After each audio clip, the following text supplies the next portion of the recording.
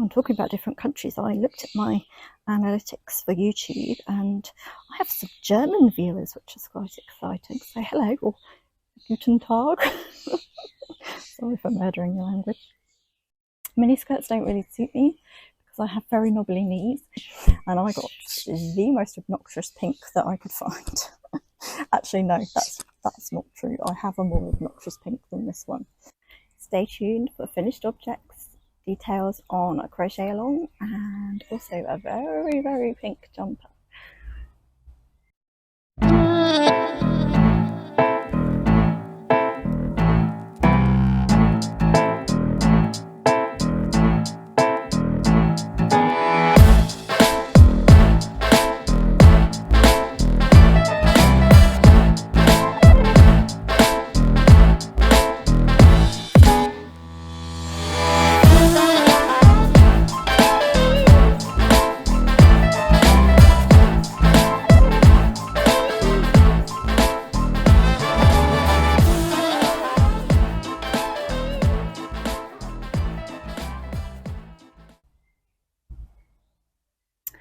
Hello and welcome back to Knitting with Betty.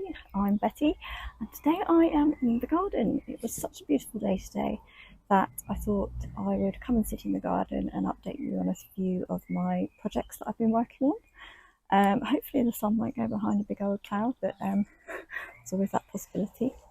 So I shall start today with a finished object. So I actually finished this a couple of weeks ago but completely forgot about it. So this was my test knit for John Arbon Textiles. So it's this beautiful colour work beret. Let me get a bit closer to the camera. This could all go horribly wrong with the signature. So this gorgeous colour work beret. We're still with the band of purple that is the wrong colour, but I just left it in the end. I couldn't be bothered to fix it. But yeah, I'm going to attempt to put this on even though it's really hot. I always seem to do hats when it's really hot weather. So yeah, this test knit was really great fun. Like, it's always fun to have like a little jaunty beret, isn't it? And I love doing colour work, so I really enjoyed doing this project. I think their not album, what's it called? Annual is going to be out sort of September time, but I will of course update you if and when that comes out.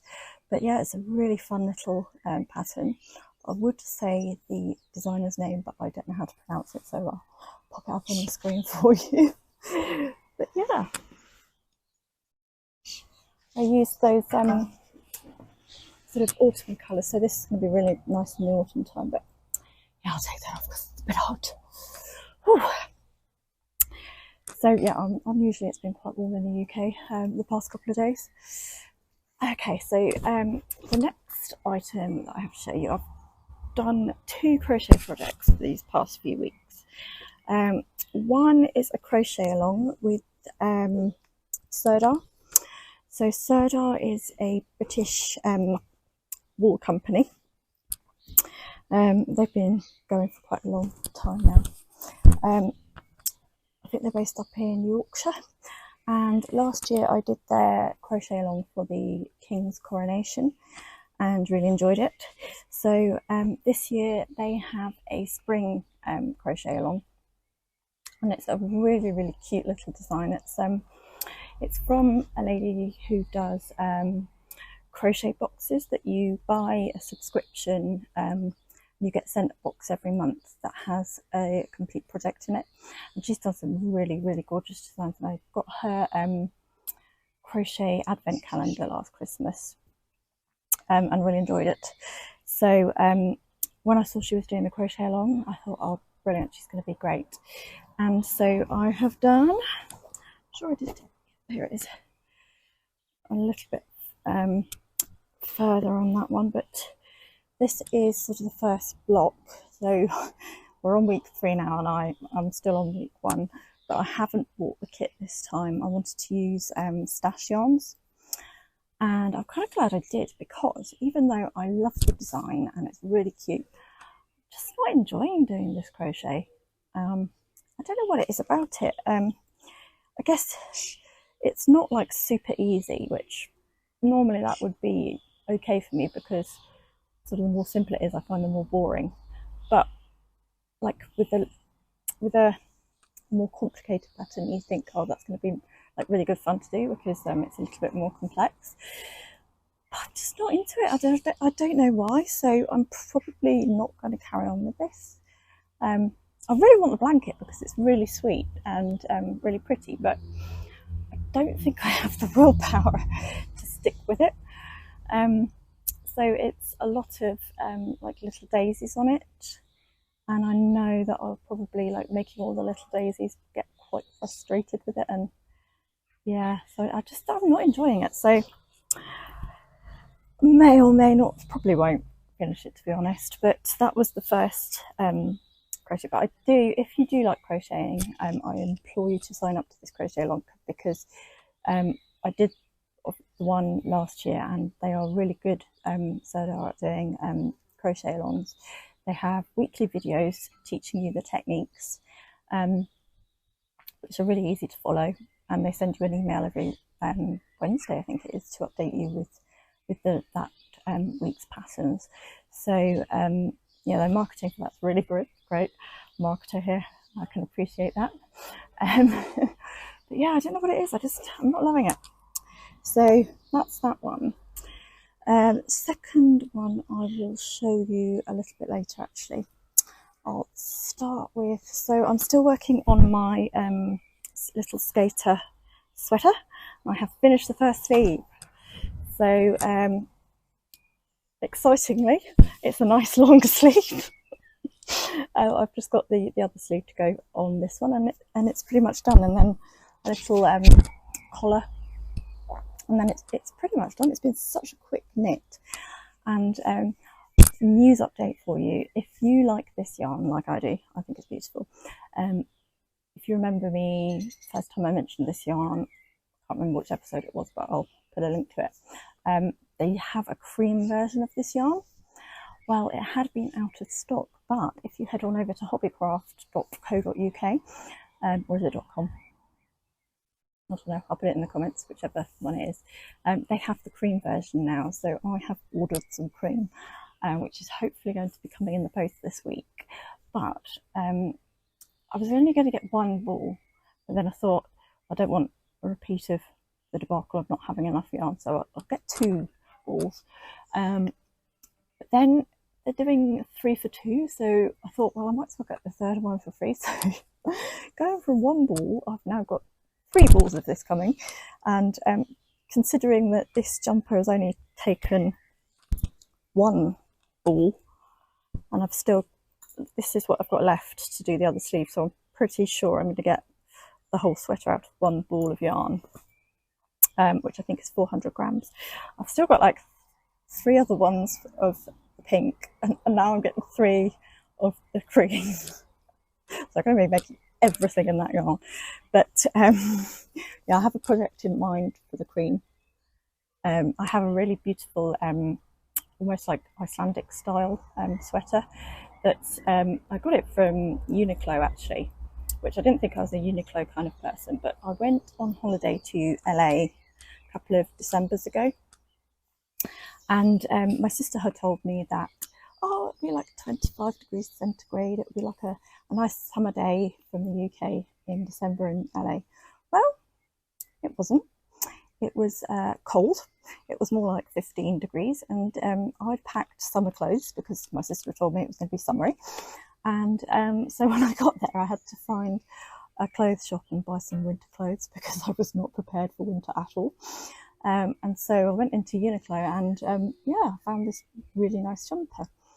But it's made from recycled polyester, and I reckon that's why it's bubbled so much, and it looks really, really tatty, even though it's only like a year or 2 old. So I want to try and remake that, but hopefully in a better yarn, so that it will last a little bit longer. So I'll use the cream for the main body of it, and I'll need to get like a dark grey or a black yarn to do the like colour work around the yoke. So yeah, that's what I'm going to make. Maybe just only one of those balls, so I don't know what else I'm going to use it for, but there we go.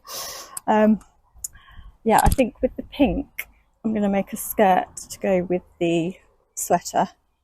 So depending on the style of skirt, ideally I'd like a little skater skirt, but they tend to be sort of a mini skirt, and mini skirts don't really suit me because I have very knobbly knees. So I try to cover my knees if at all possible, but I'll have to try and find some sort of skirt pattern that might go with the roll neck top. I have to have a think on that. Maybe if anybody knows any really cute skirt patterns, they can let me know. And the great thing about it is because it's that Aran weight, it's going to be really, really quick to knit a skirt, because I've done one skirt which was a Sydney Squid School of Vintage Knitting skirt pattern, and that was worsted weight, and that wasn't too bad because you started at the waist, so it was only cast on, I can't even remember how many stitches, but it wasn't as much as like if you start at the bottom where you're casting on like 600 stitches or something ridiculous. So that wasn't quite so bad because you start at the waist and then towards the end you get to the larger amount of stitches. So you've done the main bulk of the skirt before you notice that you're getting to the scary number of stitches. So but with the Aran weight it's going to be a lot quicker to knit, I think. So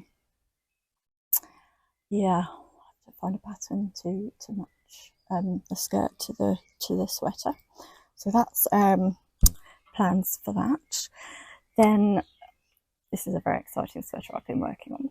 So I got this yarn last year. I think it must have been around this time last year. Was it about May time?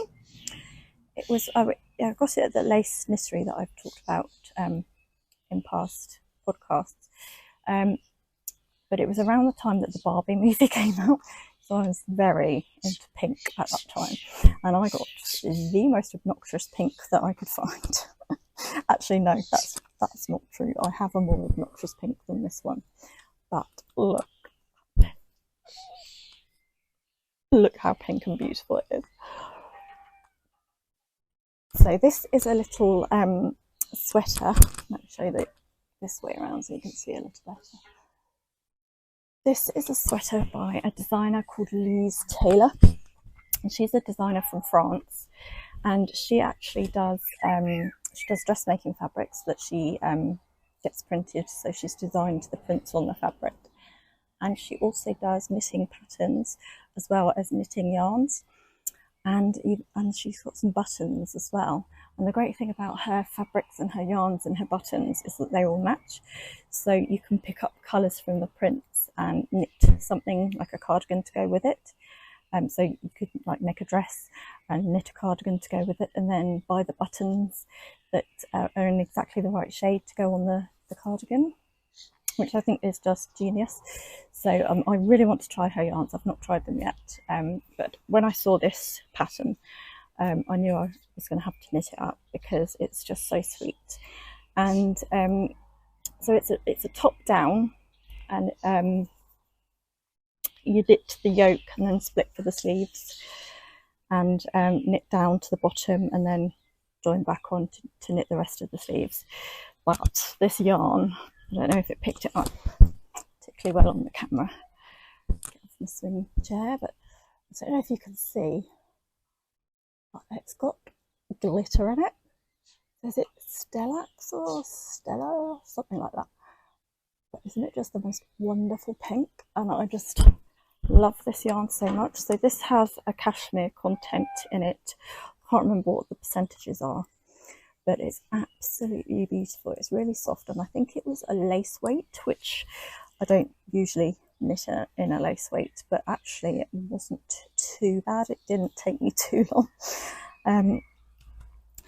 But yeah, you embroider on these little flowers afterwards, and she uses this, I can't remember what this stuff is called, but I've used to use something similar at college when I did textiles. You could sew onto it, and then you dissolve away the fabric, and it like glues it together. I can't remember what that was called either, but it's very similar to what I used at college. I think that the stuff at college was much more gluey, like it was like a cling film almost, whereas this is quite papery. I thought that was my neighbours. They're going to think I'm really weird talking to myself. Anyway, so this is much more papery, but it does you pop your jumper into water and it will dissolve away and leave you this beautiful embroidery, and it just stabilizes where the embroidery is. But I do have a little hoop where I've been embroidering on, and you've got the beautiful petals that are just like a satin stitch, and then in the middle you do lots of French knots. And I thought this was going to be such a ball ache to do, but I've really enjoyed doing this, and I think it's because I love doing cross stitch, and I've been sitting out in the sunshine the past couple of days and just sewing away and having a lovely time. So at the end of this episode, when I do tea time, that's what I'm going to be doing. I'm going to be sewing some of these. But yeah, I love this pattern from Lise Tailor, so I'll put her details in the comments as well, so you can go and have a look at her range. She doesn't have a huge amount of colours on her yarn range, and they remind me very much of Knitting for Olive in those little sort of round squishy balls. And she's got a silk and mohair, no, silk and what's the one that we can do then? Merino. Silk and merino, 100% merino, and then a silk mohair range as well. So you can use like 2 strands together, or you can use a mohair and a merino together to make a beautiful fluffy jumper. And she's got a few patterns. So this is the most sort of vintage that I could find. This reminds me of quite like a 1950s or 1960s twin set, like the little short sleeved twin sets. But yeah, she doesn't have a huge range of knitting colours or patterns, but from the looks of them, like this was really simple to do. She has some videos on YouTube. Disclaimer, they're in French, so it's okay if you're French, great. But she talks very quickly, so it's quite difficult to put it on subtitles and still follow it, even though you know the subtitles are in English. So yeah, just a warning on that. She's quite hard to follow, but yeah, they're quite good. The videos, if you speak French or just watch what she's doing, you can pretty much pick up what she's going on about. But yeah, a really great little pattern and gorgeous yarn from the Lace Knittery. Let me just hold this up. I don't know if you can see this. Oh, there we go, sparkly in the sunshine. I mean, who wouldn't want this yarn? I think I panic bought another one of these. I only bought one skein because it was quite expensive. I think I did panic buy a second skein because I thought, oh god, I'm going to run out. I didn't. So I think I have another skein of this, which is great because I'm going to have to think of like something else pink and sparkly to make with it. I might do a shawl, like a 1 skein shawl with this. I think that would be really nice. But yeah, this is from the Lace Knittery that when I went last year, and they're actually going to be. I'm going to a yarn fair in a couple of weeks' time. They're going to be there, so I'm going to see if they have any more of this in like different colours, because everybody needs a bit of sparkle in their life, don't they? Okay, Frank, come here. There's a good boy. There's a good boy. Sorry. There's a good boy.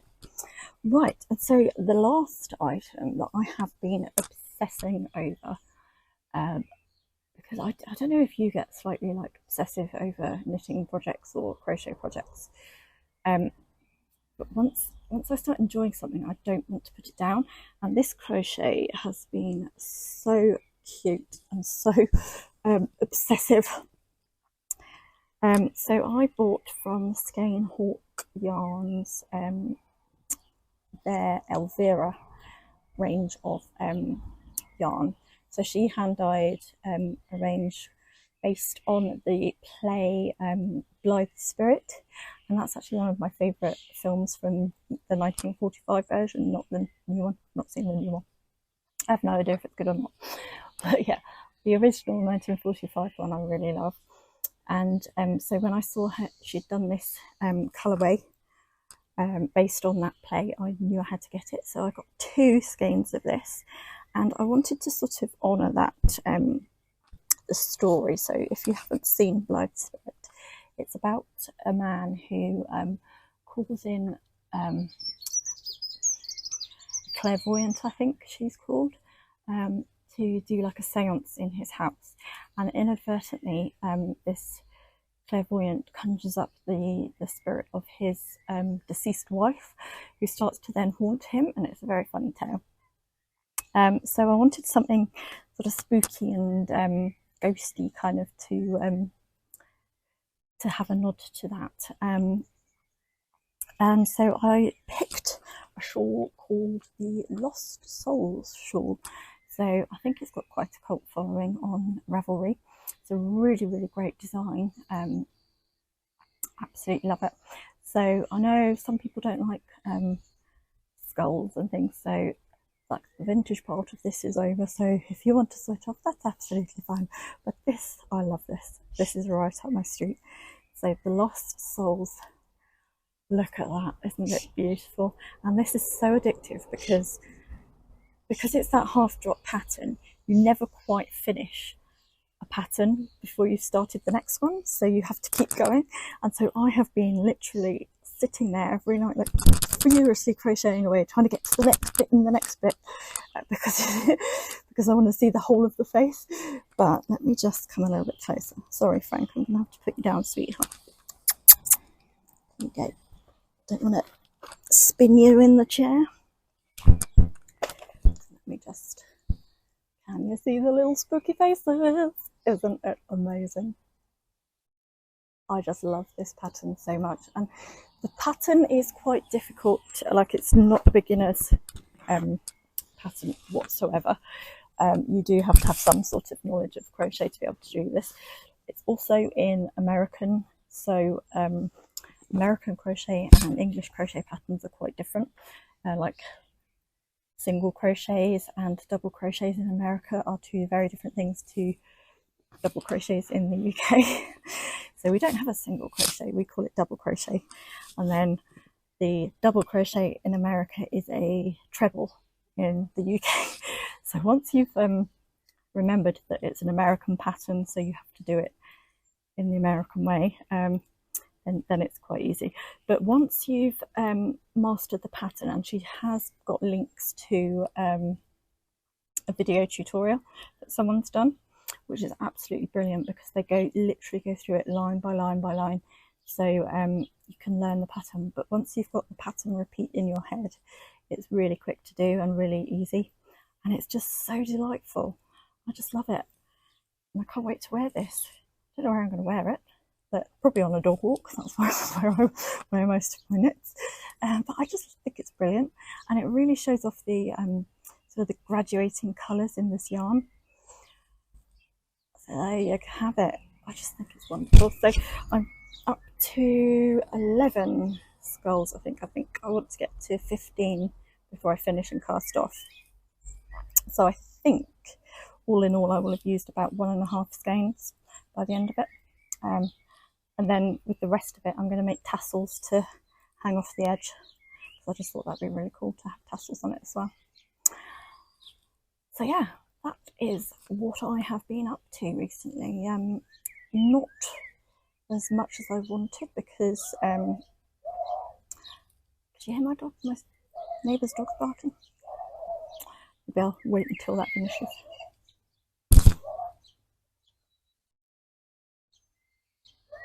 They have a dachshund as well, so obviously they bark a lot. Sorry, Frank, did I put that on your lap? There you go, babes.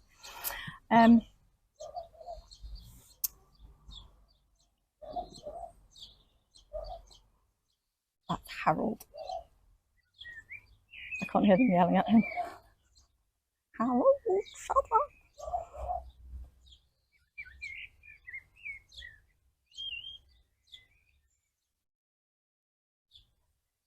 So I haven't done much knitting recently because I've been obsessing over that crochet, and it was great at first because when you're doing like 1 or 2 skulls right at the bottom, it's really quick to do because there's only 1 or 2 skulls right at the bottom of the triangle down this bit. But now I'm up to like 11 skulls across. It's like each row is taking a little bit longer, so that's why I haven't done much knitting. But I did finish that sleeve, so hopefully by the next episode I may have finished the skater top. That'd be exciting, wouldn't it? Although I'm not really feeling it at the moment because it has been such nice weather. I mean, it was only nice today and yesterday, which was Sunday. Saturday it was pouring with rain and torrential thunderstorms, so we've had all kinds of weather in the past few days, so maybe I will need that jumper after all. But yeah, I think that's pretty much everything. I've got a couple of yarny trips coming up, so I've got a fibre festival type thing where the lace and knittery are going to be out, and then the following week I have an open day at a yarn mill.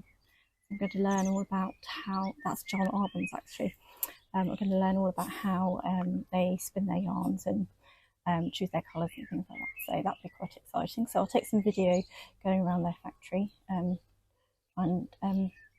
absorb all the information about how things are made, and yeah, I think that's pretty much it. So if you've liked this episode, I would really appreciate it if you give it a like and a share, and if you want to subscribe as well, that would be awesome. I've also got lots of other episodes up on the Knitting with Betty playlist if you want to see lots of other knits that I've got done this year.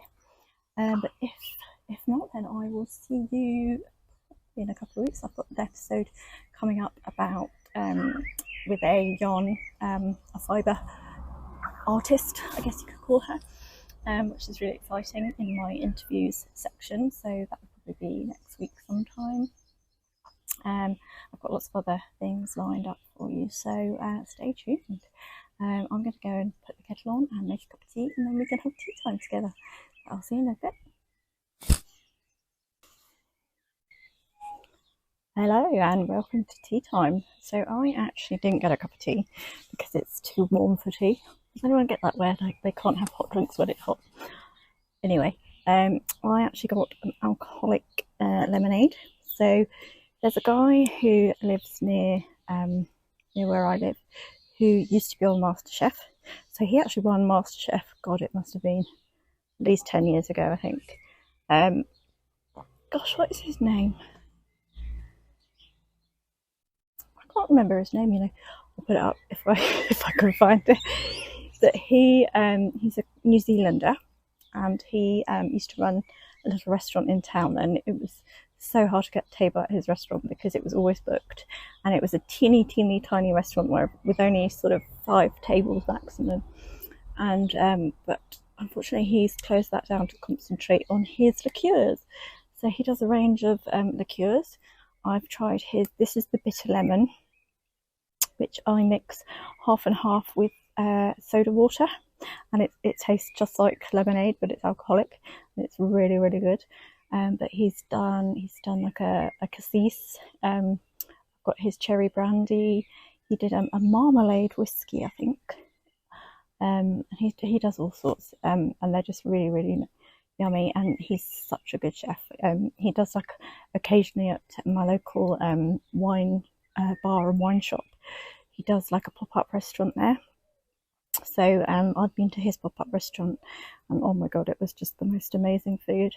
But yeah, I think he's concentrating more on his liqueurs now, and he does like foraging courses where he'll take you out to like the seaside, and you can forage for like seaweed and wild samphire and things like that. So yeah, he's a really interesting guy, and he's really lovely for such a like big star, I guess, because he won MasterChef. But yeah, so his liqueurs he's always selling sort of at local markets and things. So always try and stock up on the bitter lemon when I can because it goes really quickly. So cheers. That's so good. So TV series that I have been watching recently. So I saw it advertised on the telly for like catch up TV. I think it's ITVX, or is it? It might be on UK TV Play. Alibi. I don't know. It's on one of the like satellite channels or catch up things. I've been re-watching the series The Bletchley Circle. So one of my other passions in life is Bletchley Park. So before deciding on a marketing career, I briefly thought that I was going to be an author. Which I'm laughing at it now, but I was deadly serious at the time. But I realised actually when I tried to sit down and write a book, actually I'm not that good at that. So I went into marketing instead. But anyway, I went to Bletchley Park. I actually went on holiday by myself to Bletchley Park and had sort of 4 days of just wandering around on my own, and it was the most amazing holiday I've ever been on, because I didn't like, you know, when you're on holiday with someone and you have to sort of compromise the whole time, don't you, about where you go and what you do because you're with somebody else. Well, if you go on your own, you can do whatever the hell you want. So it was absolutely brilliant. I just wandered around Bletchley Park, learning all the different exhibitions of different huts, what they did there, and I just absolutely love it. And my love of it came because I got really into like spy stories and like World War II spy stories, and obviously Bletchley Park is a huge part of that because they were part of the code cracking team and network of spies. So yeah. Anyway, what's my point? Oh yeah, that has led me to re-watching the Bletchley Circle. So the Bletchley Circle is not set in the war, it's actually set just after the war. And this group of 4 ladies who met at Bletchley Park have sort of returned to civilian life, and so there's a housewife and a mother who's a bit sort of bored and, you know, looking at the clock and thinking, oh god, the kid's going to be home soon, sort of thing, when she used to use her brilliant mind to do such important war work. So she's bored and looking for adventure in her life. There's another lady who I believe is still working for the Foreign Office, doing sort of translation and things. And then who are the other two? Yeah, there's another lady who I swear, was she in Downton Abbey? Might be getting her mixed up with another actress actually. And then there's a younger lady who's like in an abusive relationship, and the girls help her get out of that. But anyway, it's after the war, and they start this group of the 4 of them where they basically go around solving murders using their skills that they learnt at Bletchley Park to sort of spot patterns and sort of predict where the killer is going to strike next. And yes, so I wouldn't say that the series was that like good. Like, I like it. I think it's like fluffy TV, even though it's about murder, but it's not, I mean, it's quite implausible, shall we say, but the I just love the whole like staging of it. It's quite sort of post-war Britain in that everything's quite dull colours, and you know, they wear a lot of knitwear, and so I guess it's quite sort of exciting in that way, that it's nice to see what clothes they're wearing. But yeah, they're not going to be winning any awards for storytelling, I don't think, in that series, but I liked it. I thought it was quite charming anyway. But yeah, I really like the staging of it and the costumes and everything, so I've been catching up on that. I think it's only got like a couple of series up on the player at the moment, so you might have to wait to watch the full series.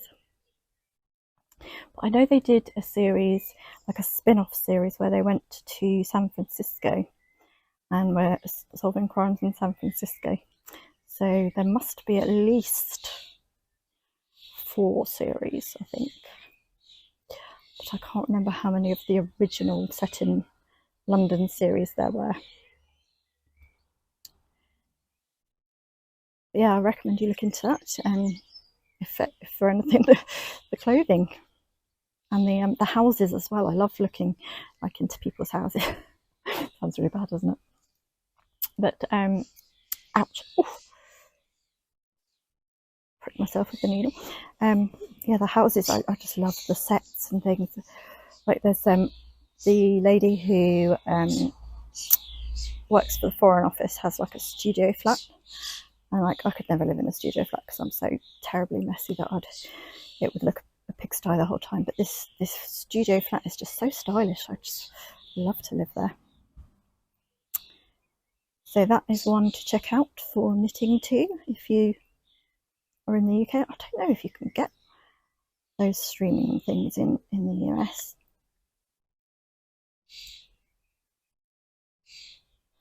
I'm talking about different countries. I looked at my analytics for YouTube and I have some German viewers, which is quite exciting. So hello, or guten Tag. Sorry for murdering your language. But fun fact, my favourite wines are German wines. So Germany does some brilliant wines. In particular, their Riesling. So most people of a certain age will sort of remember, in the UK at least, Liebfrau milk, which is a very sweet, sickly Riesling of the 1970s/80s. But actually, if you look for dry Riesling, they are the most amazing wines. And even some of the sweet Rieslings from the nicer kind of wine houses are absolutely amazing. So I went to Germany 2019, I think it was, with my buddies, my wine buddies, and we did like a tour of the Mosel, and we stayed in Trier and then hopped over to the Saar and did a few wineries there as well. And oh my god, they were just so amazing. I didn't want to drink Riesling ever again when I got back, but because I'd had so much. But it was a fantastic trip. And actually, on Instagram, I follow some of the wineries that we visited, and some of them in the last week have been flooded, so which is quite sad. They're sending lots of love to anyone in Germany who's been flooded.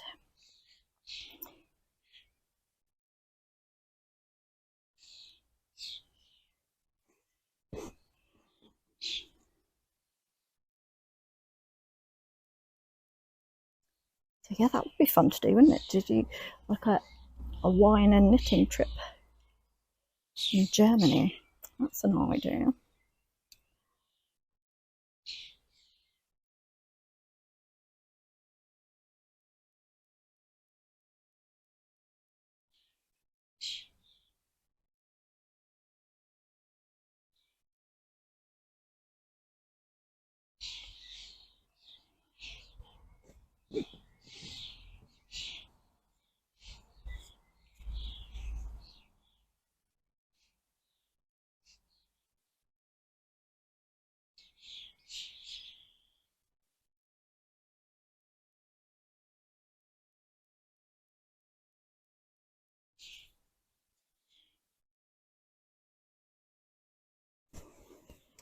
So I have run out of yarn, so I think that's probably a good place to stop our tea time.